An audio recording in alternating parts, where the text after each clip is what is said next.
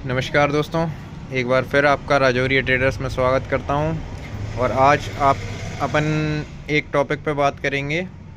दोस्तों, क्या होता है कि कुछ लोग दुकान खोलना चाहते हैं, देखा सीखी में दुकान खोल लेते हैं कुछ लोग, है ना। तो या तो देखो उनके पास उनकी कोई मजबूरी रहती है कि हाँ भाई दुकान खोलना है, या उनका कोई मन होता है कि हाँ भाई किसी किसी की इच्छा भी होती है कि मेरे को दुकान करनी है, हार्डवेयर का काम करना है ना। तो किसी ना किसी रीज़न से कोई ना कोई आदमी दुकान खोल लेता है। और खोलते वक्त तो दोस्तों उस आदमी को शायद नॉलेज नहीं रहता है कि उसके एरिया में कौन सा सामान ज़्यादा बिकता है, कौन सा सामान बिल्कुल नहीं बिकता, कौन सा सामान कम बिकता है। तो इन चीज़ों का नॉलेज नहीं रहता है, और इस नॉलेज के बिना वो सामान ख़रीद कर ले आता है बल्क में, है ना। और होता यूँ है दोस्तों कि जैसे अगर 100 चीज़ लेके आया ना वो, तो उसमें से 10 चीज़ें ऐसी निकलेंगी जो परमानेंट ऐसी हैं कि आपकी दुकान से कभी नहीं बिकती वो, है ना। कोई एक भी ग्राहक नहीं आएगा उनका। और कुछ चीज़ें ऐसी रहेंगी जो बिकती तो हैं लेकिन बहुत कम मात्रा में, है ना। मतलब 2-5 साल 4 साल रखी रहने के बाद आपकी दुकान से वो चीज़ बिकेगी, है ना। तो ऐसी चीज़ों का क्या उपाय है दोस्तों, है ना। तो ऐसी चीज़ों का उपाय ये है दोस्तों कि पहले तो आप सर्वे करके जाएं, है ना। दुकानों में जाएं, दुकानों में बैठ के आराम से 10-15-20 मिनट या आधा एक घंटा बैठें हर एक दुकान पे। और बैठने के बाद चारों तरफ नज़र मारें कि कौन सा आदमी क्या क्या सामान रखा हुआ है ना। और अगर आपके उस व्यापारी से अच्छे व्यवहार हों तो आप उससे सलाह भी ले सकते हो कि भाई आप कौन कौन सा सामान रखते हो, और एक मेरे को लिस्ट बना के दे दो, या आप खुद लिस्ट बना लो, उनसे पूछ लो आप क्या क्या सामान रखते हो, है ना। एक तो ये उपाय है दोस्तों। दूसरा उपाय ये है दोस्तों कि आपके एरिया के जो होलसेलर हैं, है ना, उन पे आप लोग थोड़ा ट्रस्ट कर सकते हो, है ना। उनसे आप बोलना कि भाई मेरे को आप सिर्फ वो आइटम्स बताओ जो सबसे ज़्यादा बिकते हों, है ना। मेरे को सिर्फ अपनी दुकान में वही सामान रखना है। आप खुद से सिलेक्ट मत करो सामान, सामने वाले को सिलेक्ट करने दो आपके लिए, है ना। एक दूसरा ये उपाय है। तीसरा उपाय दोस्तों ये है कि आप कभी भी कोई भी सामान स्टार्टिंग में जब आप जाते हो, पहले दिन आप ख़रीदने के लिए जाते हो बल्क क्वांटिटी में, तो बल्क में ज़्यादा मत लाओ, है ना। जैसे मैं उदाहरण के लिए आपको बता देता हूँ। नल होते हैं दोस्तों, मान के चलो ये नल है, ठीक है, पोलो के। अब मेरे को नहीं पता कि ये नल बिकते हैं नहीं बिकते हैं, है ना। मेरे को पहले दिन इसके चीज़ का कोई नॉलेज नहीं।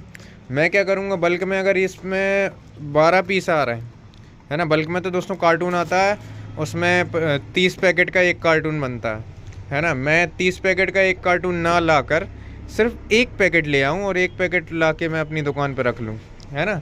अब मैं उसको एनालाइज़ करूँगा, साल भर 6 महीने 4 महीने 8 महीने एनालाइज़ करूँगा कि वो इतने ड्यूरेशन में कितने नल मैं बेच लेता हूँ, है ना।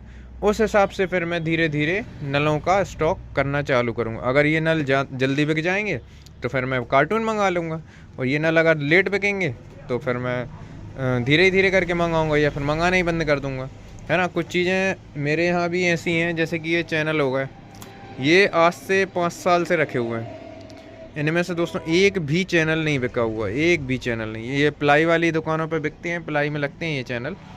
तो ये हर दुकान की समस्या है, ऐसा नहीं है कि आपकी गलती है। गलती ये हो जाती है दोस्तों कि अपन को नॉलेज नहीं रहता उस टाइम पे, जिस टाइम पे अपन पहले दिन दुकान खोल रहे होते हैं, है ना। तो सबके साथ ऐसा होता है, हर दुकान पे ऐसा कोई ना कोई माल मिल जाएगा जो उसने फर्स्ट डे ख़रीदा था लेकिन उसकी दुकान में कभी नहीं बिका। मेरे दुकान में सिर्फ एक यही चीज़ है, चैनल। ये दोनों चैनल रखे हुए हैं, ये दोनों चैनल मेरे एक भी नहीं बिके। बाकी मेरी दुकान में ऐसी कोई चीज़ नहीं है जो कम बिकती हो या बिकती ना हो। मैं सिर्फ रेगुलर आइटम रखा हूँ, है ना।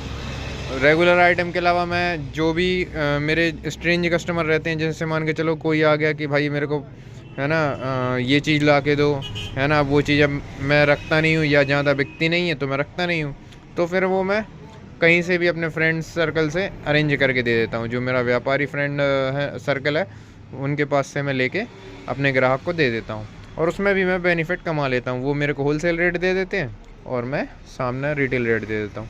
जैसे दोस्तों उदाहरण के लिए आपको बताऊँ, ये अभी सामान आया था आज, ये एक साइट पे जाना, इनमें से आधा सामान मेरे पास था। ये वाली बोरी जो भरी हुई है पीली वाली, ये मेरी दुकान में था सारा सामान, और वो सफ़ेद वाली बोरी है ना, वो मेरी दुकान में सामान नहीं था। वो थोड़ा ऐसा सामान था कि वो कभी कभार बिकने वाला है। तो वो मैंने दोस्तों अपने फ्रेंड की दुकान से मंगा लिया है ना। तो कहने का मतलब, कभी भी आप पहले दिन दुकानदारी स्टार्ट कर रहे हो अगर, तो थोड़ा सोच समझ कर, उत्साह में आके आपको ये नहीं सोचना कि नहीं मैं दुकान खोल रहा हूँ, दुकान में एकदम 20 लाख का सामान होना चाहिए। कोई ज़रूरी नहीं है दोस्तों कि आपकी दुकान पहले दिन आपकी दुकान में 20 लाख का सामान हो।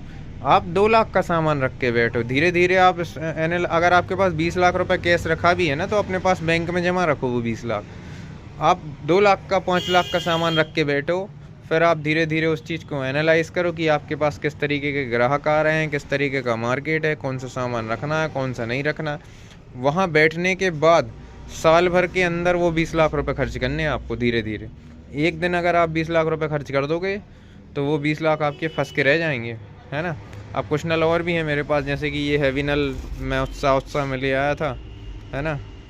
तो ये चीज़ें कम बिकती हैं, बिक जाती हैं। हालांकि मैंने सरकारी साइटों पे निकाल दिए ये नल, है ना, और काफ़ी अच्छे रेटों में निकाल दिए। लेकिन ये चीज़ें ऐसी होती हैं दोस्तों, किस्मत रहती है कि कब बिक रहा है ना, इनका निश्चित नहीं रहता। तो इन चीज़ों पे ध्यान दें। और मेरे हिसाब में शुरुआत में सिर्फ रेगुलर आइटम रखें, है ना। रेगुलर आइटम के साथ साथ फिर दूसरी चीज़ों का स्टॉक करना भी चालू करें, है ना, समय रहते। इससे होगा क्या दोस्तों, कुछ चीज़ें ऐसी रहती हैं जो कभी कभार बिकती हैं लेकिन अच्छा खासा प्रॉफिट देती हैं और बिकती हैं, है ना। तो उन चीज़ों का स्टॉक भी अपन को धीरे धीरे करना। ठीक है दोस्तों, धन्यवाद। वीडियो अच्छी लगी हो तो चैनल को सब्सक्राइब करें, वीडियो लाइक करें। धन्यवाद दोस्तों।